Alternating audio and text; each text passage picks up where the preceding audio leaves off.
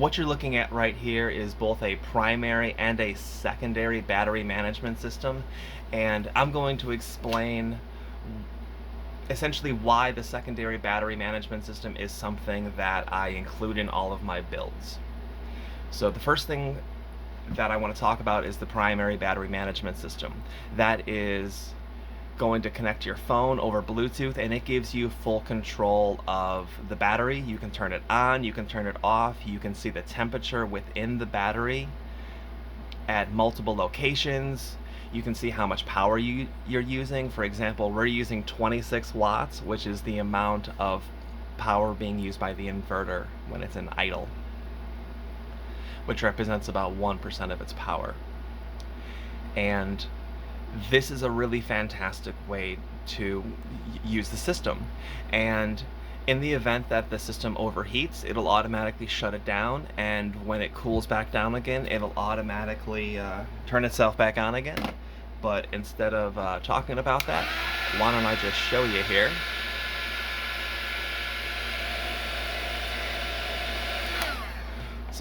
So what happened is the whole battery just shut itself off. If you were in an RV or a camper van, pretty much everything would have shut off. All of your lights that are running from the DC step down would have shut down, and as well as all of your AC appliances would have just turned everything would have just shut off immediately. And you would pretty much just have some silence. And then your battery would be sitting there just is slowly, returning back to room temperature. And once it does, the system will automatically turn itself back on again, which we're going to witness here pretty soon. Once T2 goes down to 30 degrees Celsius, we're going to see the system itself turn back on. But that happened really without warning. So what I have for my secondary battery management system is the following. The first thing that we're going to do is we want to have fans running, and we want those to turn on way before the battery gets so hot. So those are going to automatically turn on at 30 degrees Celsius, and they'll turn themselves off once it gets down to 25 degrees Celsius. And these numbers are purely just for this demonstration video here. Now, right before this battery turned off, it kind of just happened out of nowhere. I would really like to have either a buzzer or some type of flashing light that just let me know that, hey, this thing is getting really, really hot. The fan's not able to keep up. So just a little bit of warning, maybe I should turn down the charging level, or maybe I should turn off an appliance, whatever would be causing this excessive heat to build up to the point where the battery is almost so hot that it's gonna turn itself off. We're just giving the person who's inside a warning. And then of course, once we hit 40 degrees Celsius, this guy here is gonna go ahead and trigger itself off. Now, in terms of this, I definitely, think this is a high quality battery management system. I've used it for a while. I've used several different types, but I don't trust it 100%. And because of that, I actually integrated in a secondary over temperature disable function. That's going to be this one right here. So once the temperature were to hit 45 degrees Celsius, it's going to automatically trigger a breaker to turn the system off. I'm going to pause for a second here. We have something called a pre-charge failure, which happens when, let's assume this inverter is running an air conditioner, it's pulling 1,000 watts, and it drains the system down really, really low. And then the cells go too low and it shuts down on low voltage. As the cells rebound, because it's no longer pushing 1,000 watts, the system will turn back on again, the air conditioner will run, pull 1,000 watts, it'll draw it down to zero again, and it'll just kind of cycle like that indefinitely. In order to prevent that, we have a pre-charge failure. If you want the inverter to turn itself back on automatically, you have to do the following. Either turn the inverter off and wait, or you can force it by taking the output here and flipping it. Oops. Which we're going to do here.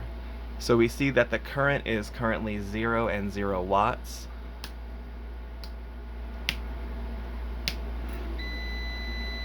And there we go. We are now sending power from this battery into the inverter in order to actually turn it on and force it to boot up, because the primary lithium battery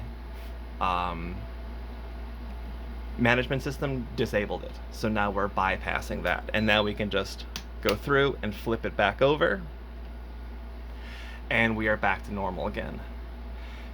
So I'm gonna go ahead and just heat this up and watch us go through the cycle of alarms there. Now this relay right here is actually not going to trip, simply because this one will work. But if it doesn't, we'll get to see that happen. So the first thing we're gonna see is the fan kick on, and then we're gonna get the buzzer kicking on. But I'm gonna turn that off because it's a little loud. And the next we would do is we would have here, we just turned off the BMS, but remember our fan is still running because we're powered by that battery. So now we're going to trigger this relay here at 45, which we didn't hear it snap because this had already kicked on. And in my other videos you can see it actually snap close.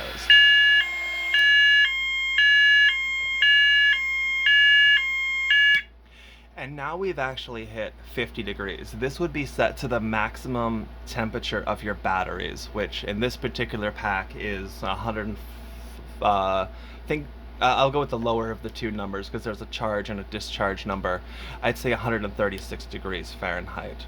So that's when we want this alarm to set off, because we figured we've had a lot of other opportunities to turn this system off and to blow cold air on it.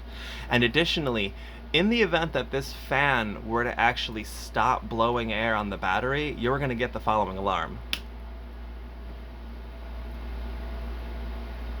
Oh wait, I actually have to turn it off.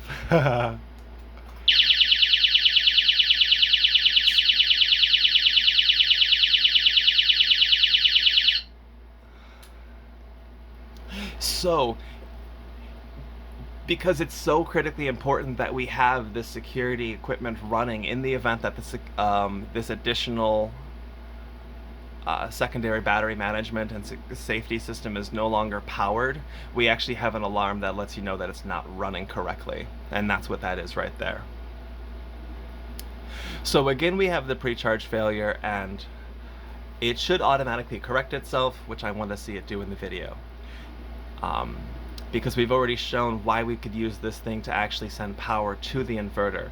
Now, by sending power to the inverter, bypassing the battery, that would also allow you to connect then into AC power in order to essentially trick it as thinking that it has a battery in there, and then you can use that AC power to connect the battery, and it will start relatching, because once this battery it starts charging, the discharge mode will typically automatically turn itself back on again, assuming that none of the other criteria are triggered. And let's see what else we can discuss here. Each of these has the ability to turn itself on and off. This one turns itself back on automatically, whereas this one, after we've disconnected the battery the way that we have here, you need to manually turn it back on. Since the primary battery is really never designed to be fully disconnected from the system, you really shouldn't have to be turning it on and off manually, but I wanted you to have that ability, so in the event you chose to bypass all of this and simply run these controls from the battery itself, you can still do that, because I wanted it to essentially have an off switch. So we still have a pre-charge failure here, so let's just bypass that so I don't have to move. We have 30 seconds left in this video.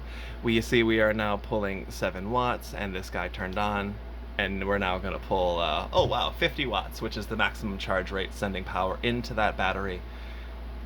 And that is the system right there. Everything is automated and all the diagnostics are included, so everything you need to fix this and diagnose this on the road is included.